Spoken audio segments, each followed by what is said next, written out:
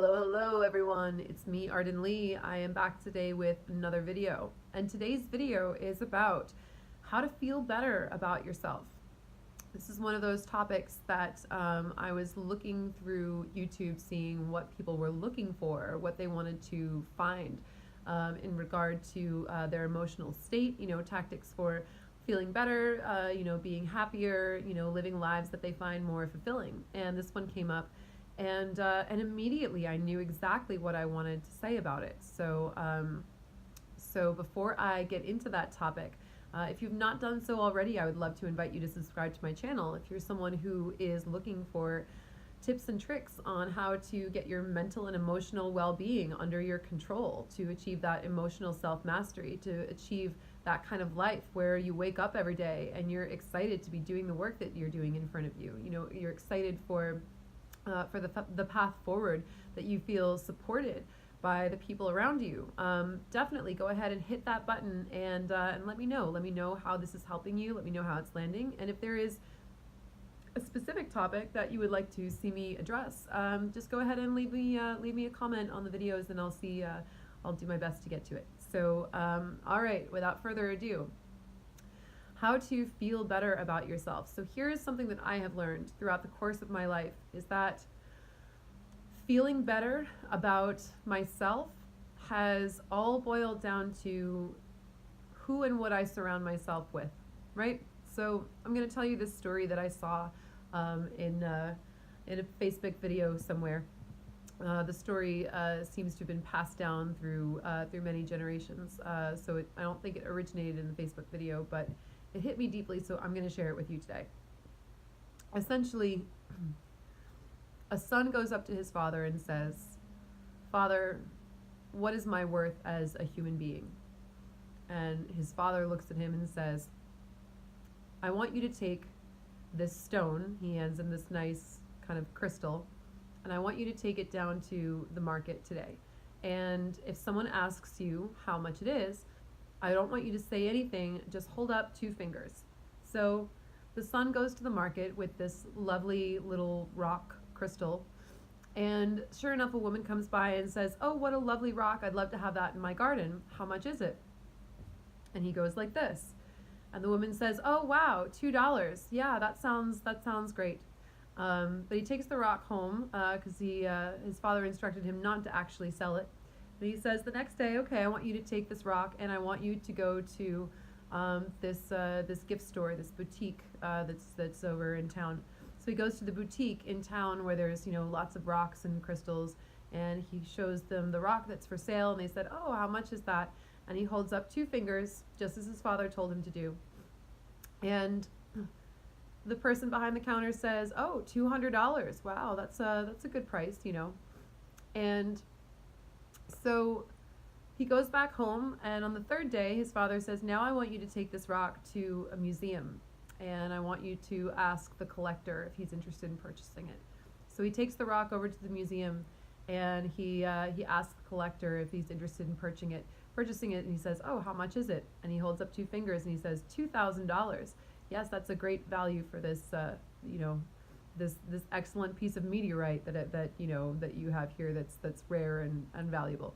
I think you guys get the point, right? So the moral of this story, of course, is that your worth is going to be a subjective value to people depending on how deeply they see you and how deeply they understand you, and how much they are able to tune in and appreciate the essence of who you are. So to one person, you might be just worth 2 fingers because they can't see that you're actually not just a rock to go in their garden. You're actually a really beautiful, collectible, valuable piece of meteorite. But the only one who can tell that is the person who actually owns the museum collection, right? So the person at the gift shop might think, "Oh, that's cool. We could sell that for a decent amount here or whatever." But they don't really see that true value. So the point of the story is to start surrounding yourself with people who see your value and understand you. And what I'm learning in my own life is that it's it's so much easier to be in alignment with that when I can see my value myself. When I start appreciating myself for all the unique things about me that I am capable of, that I'm able to do for people, that I'm able to do for myself, and all the gifts that I can offer to the world, and all the things that I'm in tune with in my heart that I love, that I'm skilled at doing. When I start to appreciate myself, then I attract other people who also see that as well.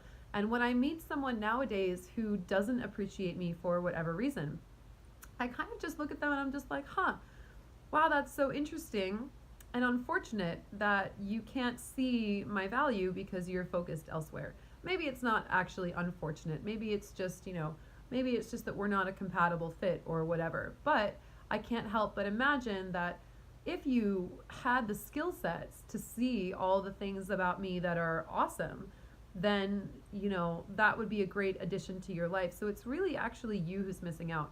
And I want you to know, you guys, the first time I was really able to feel this, to feel into this really deeply, was actually in my relationship with my dad.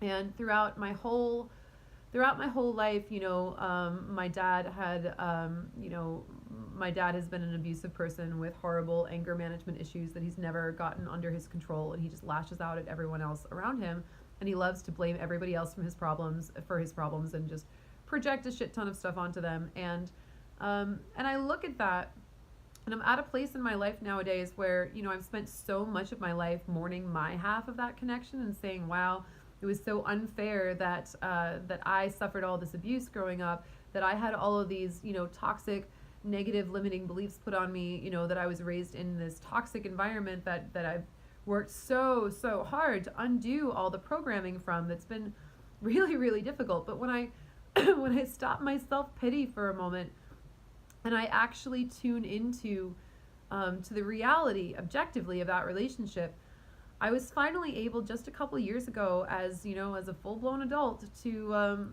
look at that situation and say, wow, it's actually really unfortunate for my dad that he missed out on having such an amazing daughter by the fact that he couldn't get over his own issues, and he couldn't resolve his problems and his projections enough to be able to appreciate me.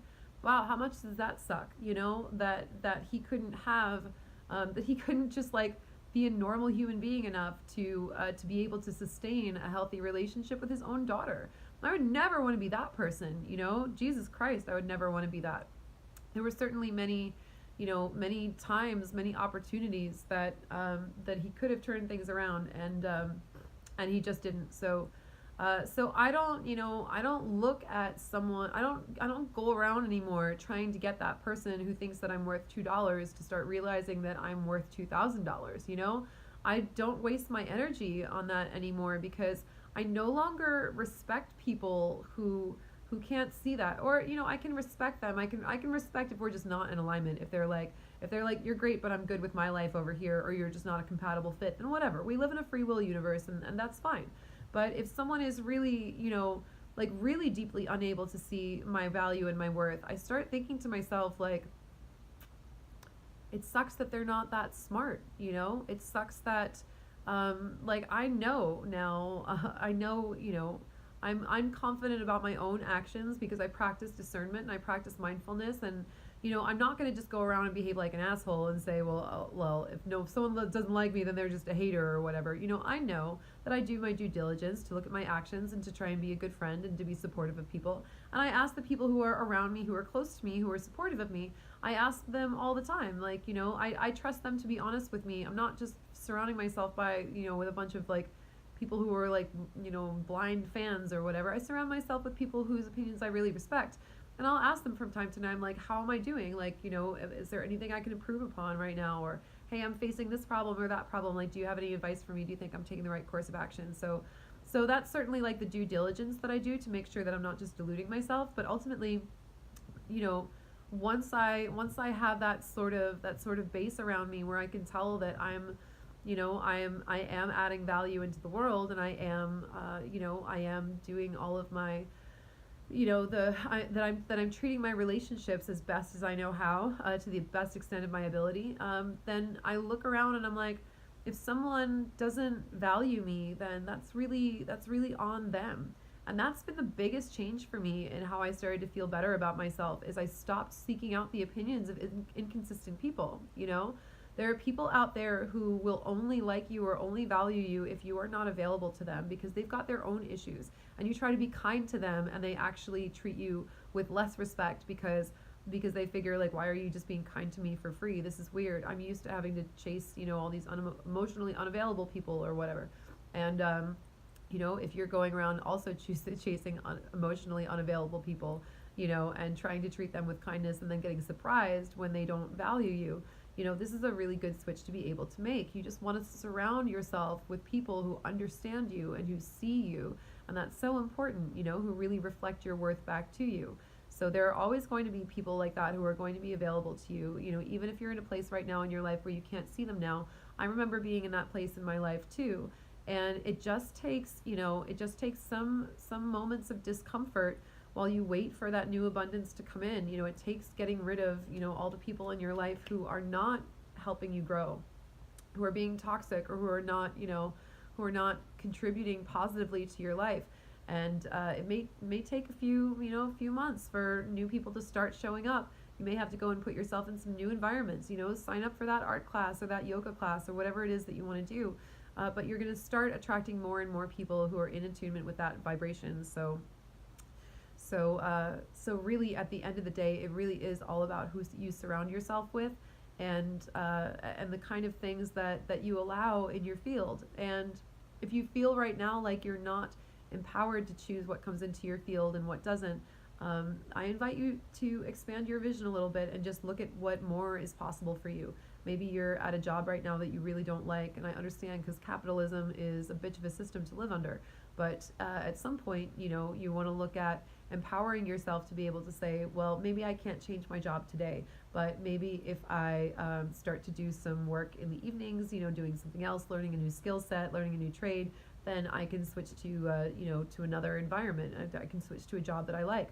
Maybe I can switch to doing the same job, doing it for a different company, because even though I can't be in my dream job right now, maybe I can at least be in a work environment that is more healthy and more suited to me, and then it takes a while, you guys. It's not an overnight thing, but you can start making those steps toward progress right now. You can start taking that first step just by thinking about it, thinking about, what do I want my life to look like? What can I do today that's going to be that small step forward that's going to take me closer to that life? And you don't, the nice thing about it is that, like, you don't have to be there to actually start feeling happier. You just have to have hope. You just have to see some progress and see where things are going, when you start getting that feedback, it's going to be a lot better and a lot easier. So do surround yourself with people who value you. Do be mindful of your environments and the people and places and activities that you surround yourself with, and that's really going to be the key to feeling better. And after a while, it won't even be about feeling better about yourself. You'll just feel better in general, and you won't even be thinking about yourself anymore, because you'll be so enjoying the moment with the friends and supportive people that you have around you. So thank you for watching this video. I hope it was helpful, and hopefully I'll see you next time too.